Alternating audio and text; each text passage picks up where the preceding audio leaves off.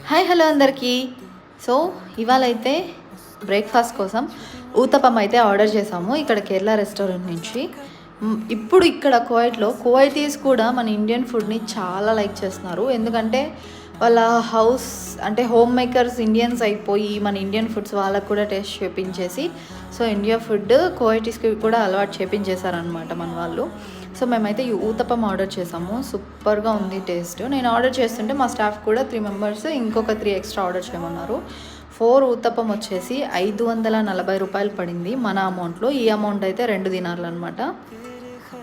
Taste అయితే చాలా బాగుంది. ఈ ఒకరు తినడం కష్టం అనిపించింది. చాలా టైం తీసుకున్నాము తినడానికి. ఆ ఫిలిపిన్ అమ్మాయి చూడండి ఎలా తింటుందో, 2 హ్యాండ్స్తో తింటుంది అనమాట, తెలియక ఎలా తినాలో.